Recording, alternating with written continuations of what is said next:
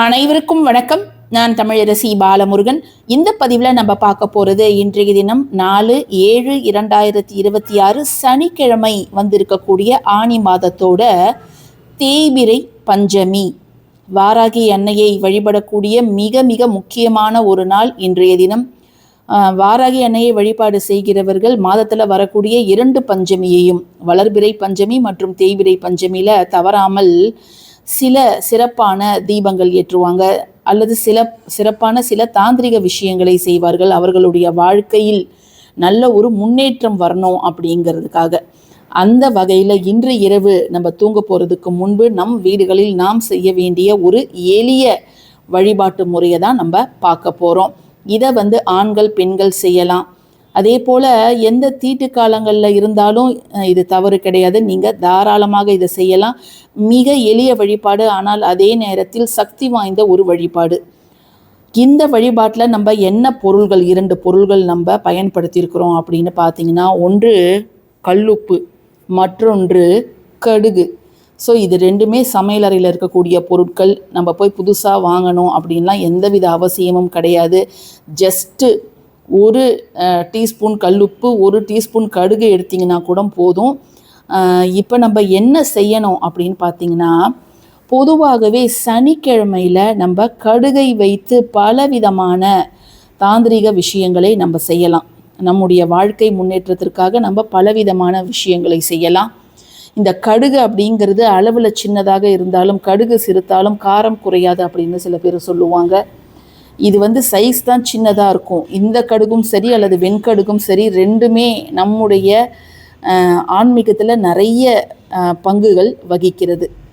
நீங்கள் கையில் 2 கையிலையும், வலது கை இடது கை உள்ளங்கையில் கொஞ்சம் கடுகை 2 கையிலையும் வச்சுட்டு, ஜஸ்ட்டு ஏதாவது அடுப்பு கறி இருக்குது இல்லையா, சார்கோல்னு சொல்லுவாங்க, அதை வச்சு நீங்கள் கொஞ்சம் நெருப்பு மூட்டிட்டு, உங்களிடம் ஒருத்தவங்க பேசலை, அவங்களை உங்களிடம் பேச வைக்கணும் அப்படிங்கிறதுக்காகவும் இந்த விஷயத்தை செய்யலாம்.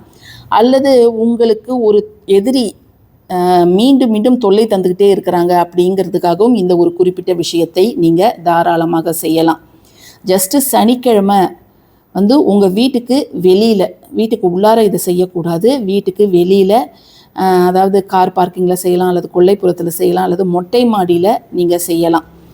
நேரம் அப்படிங்கிறது முக்கியம் கிடையாது. நீங்கள் இரவு 12 மணி வரைக்கும் எப்போ வேணாலும் செய்யலாம். ஜஸ்ட்டு உங்கள் 2 கைகளையும் எடுத்துக்கிட்டு, எந்த நபர் உங்ககிட்ட பேசணும்னு நினைக்கிறீங்களோ அந்த நபரோட பெயரை உச்சரித்து, அவர் என்கிட்ட பேசணும், மறுபடியும் அவருடைய உறவு புதுப்பிக்கணும் அப்படின்னு நீங்கள் வேண்டிக்கலாம். அல்லது யாராவது ஒருத்தர் உங்கள் வாழ்க்கையை விட்டு போகணும், விலகணும்னு நினைக்கிறீங்கன்னா அவர் பேரை சொல்லி, அவர் என்னுடைய வாழ்க்கையை விட்டு விலகணும், அவரால் எந்த பிரச்சனையும் இனி எனக்கு வரக்கூடாது அப்படின்னு வேண்டிக்கிட்டு, அந்த எரியிற நெருப்பில் உங்கள் 2 கைகள்லையும் இருக்கக்கூடிய கடுகை நீங்கள் போட்டுடலாம். இது ஜஸ்ட்டு நீங்கள் ஒவ்வொரு சனிக்கிழமையுமே இதை நீங்கள் தாராளமாக செய்யலாம். இந்த கடுகு தாந்திரிகம் அப்படிங்கிறது அது மட்டும் இல்லாமல் பணத்தை வசியம் செய்வதற்கும் இந்த கடுகு அப்படிங்கிறது நமக்கு பெரும் வகையில் உதவி செய்யும். சரிங்களா? ஸோ இன்றைக்கி நம்ம என்ன செய்யணும் அப்படின்னு பார்த்தீங்கன்னா, ஜஸ்ட்டு நீங்கள் இரவு தூங்க போகிறதுக்கு முன்பு நீங்கள் என்ன பண்ணணும், ஜஸ்ட்டு ஒரு வெள்ளை பேப்பர் நீங்கள் எடுத்துக்கோங்க. அந்த வெள்ளை பேப்பரில் உங்களுக்கு இருக்கக்கூடிய பிரச்சனைகள் எதுவாக இருந்தாலும், அது ஒரு பிரச்சனையோ 2 பிரச்சனையோ எத்தனை பிரச்சனையாக இருந்தாலும் அதை நீங்கள் தாராளமாக எழுதலாம். இப்போ கடன் பிரச்சனை இருக்குது, நோய் பிரச்சனை இருக்குது, எதிரிகள் தொல்லை இருக்குது, தொழிலில் போட்டி பொறாமை நிறைய இருக்குது, அல்லது வழக்கு ஒன்று நடந்துட்டுருக்குது அது முடிய மாட்டேங்குது, அல்லது தடைகள், என்னுடைய வாழ்க்கையில் தடைகள் நிறைய வருது, மற்றவங்கெல்லாம் ஒரு 3 நாள் 4 நாளில் முடிக்கிற விஷயம் எனக்கு 1 மாதம் 2 மாதம்னு இழுத்துக்கிட்டு போகுது, திருமணம் தடையாக இருக்குது, குழந்தை பேர் தடையாக இருக்குது, எந்தவித மங்கள நிகழ்ச்சிகளும் வீட்டில் நடக்கிறது இல்லை, அதை மாதிரி குடும்பத்தில் ஒற்றுமை அப்படிங்கிறது கம்மியாக இருக்குது, அரசாங்க வேலைக்கு நான் முயற்சி செய்கிறேன் ஆனால் அந்த மதிப்பெண் எனக்கு வர மாட்டேங்குது, அல்லது நான் இன்டர்வியூவில் எனக்கு மிஸ் ஆகிடுது, வெளிநாட்டு வேலை, என்ன பிரச்சனையாக இருந்தாலும் அதை நீங்கள் தாராளமாக எழுதலாம். அல்லது பிள்ளைகள் உங்கள் பேச்சை கேட்க மாட்டாங்க அப்படின்னா எழுதலாம். அல்லது கணவருக்கு குடிப்பழக்கம் இருக்குது, வேறு பெண்களோடு தவறான தொடர்பில் இருக்கிறார், அதிலிருந்து அவர் வெளியில் வரணும் அப்படின்னாலும் இதை நீங்கள் எழுதலாம். ஏன்னா இன்றைய தினம் தேய்பிறை, நம்ம வாழ்க்கையில் இருக்கக்கூடிய அனைத்து பிரச்சனைகளும் தேய்ந்து போவதற்கு நம்ம இந்த ஒரு விஷயத்தை நம்ம நம்பி செய்யலாம். இதையும் நம்ம வீட்டுக்கு வெளியில் தான் இதை நம்ம எரிக்க போகிறோம். அதற்கு முன்பு நம்ம என்ன செய்யணும் அப்படிங்கிறத இப்போ நம்ம பார்த்துடலாம்.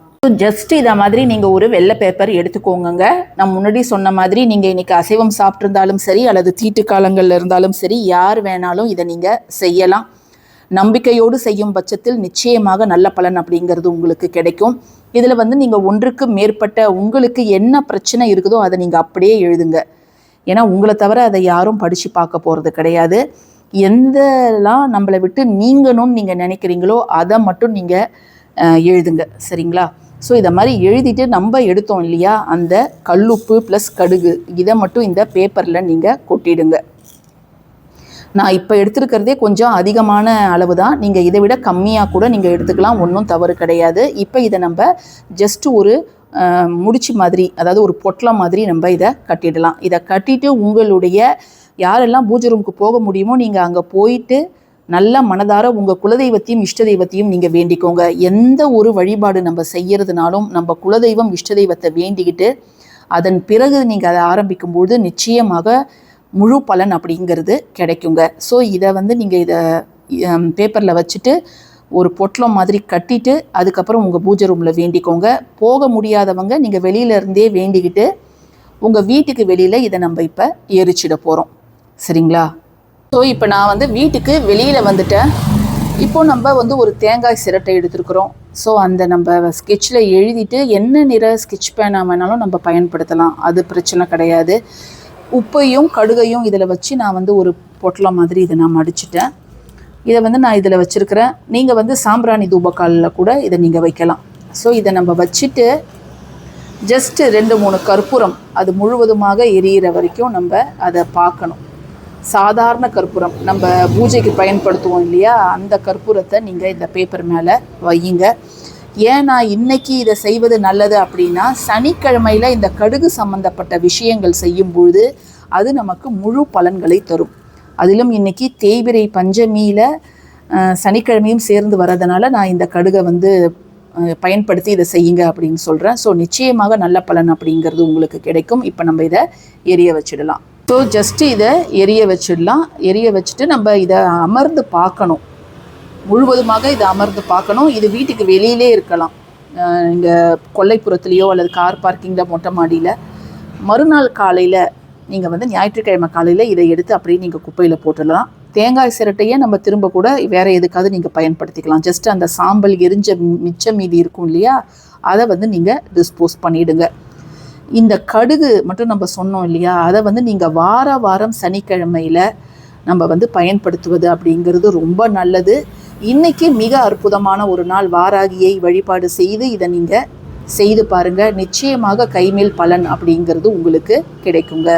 இந்த பதிவு பிடிச்சிருந்ததுன்னா கட்டாயமாக லைக் பண்ணுங்கள், ஷேர் பண்ணுங்கள், நம்ம சேனலுக்கு சப்ஸ்கிரைப் பண்ணுங்கள். தேங்க்யூ ஃபார் வாட்சிங் திஸ் வீடியோ. நன்றி.